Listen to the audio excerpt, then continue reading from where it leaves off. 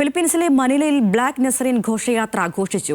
ലോകത്തിലെ ഏറ്റവും വലിയ കത്തോലിക്ക ഘോഷയാത്രയിൽ ലക്ഷക്കണക്കിന് ആളുകളാണ് നഗ്നപാതരായി പങ്കെടുത്തത്. തിരക്കിനെ തുടർന്ന് കർശന നിയന്ത്രണങ്ങളോടെയായിരുന്നു ആഘോഷം. വർഷം തോറും മനിലയിൽ ക്രിസ്തുമത വിശ്വാസികൾ ആഘോഷിക്കുന്ന ചടങ്ങാണ് ബ്ലാക്ക് നസറിൻ.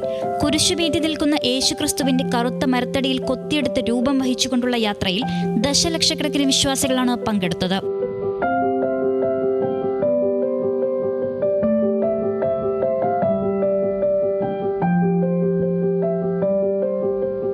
പാപങ്ങളിൽ നിന്ന് മുക്തി നേടാൻ നഗ്നപാതരായാണ് വിശ്വാസികൾ ഘോഷയാത്രയിൽ പങ്കെടുക്കുന്നത്. ക്രിസ്തുവിന്റെ രൂപത്തിൽ സ്പർശിച്ച തൂവാലകൾക്ക് അത്ഭുത രോഗശാന്തി നൽകാൻ ശക്തിയുണ്ടെന്ന് വിശ്വാസികൾ കരുതുന്നു. ഘോഷയാത്രയിലെ ഏറ്റവും പ്രധാന ഭാഗം സാൻ സെബാസ്റ്റ്യൻ പള്ളിക്ക് മുന്നിലെത്തുമ്പോഴുള്ള ദുങ്കാവി എന്ന ചടങ്ങാണ്. യേശുക്രിസ്തുവും മാതാവും തമ്മിലുള്ള കൂടിക്കാഴ്ചയുടെ പ്രതീകമായുള്ള ചടങ്ങ് വിശ്വാസികളെ സംബന്ധിച്ച് വളരെ പ്രധാനപ്പെട്ടതാണ്. മനിലയിലെ കുയാപ്പോ പള്ളിയിലാണ് യേശുവിന്റെ തിരുസ്വരൂപം സ്ഥിരമായി സൂക്ഷിച്ചിരിക്കുന്നത്. ഫിലിപ്പീൻ റെഡ് ക്രോസിന്റെ റിപ്പോർട്ട് പ്രകാരം ചടങ്ങിനിടെ ഉണ്ടായ തിരക്കിൽപ്പെട്ട് 700-ലധികം പേർക്ക് ശാരീരിക അസ്വസ്ഥതകൾ അനുഭവപ്പെട്ടതായി റിപ്പോർട്ടുണ്ട്. International desk, news Malayalam.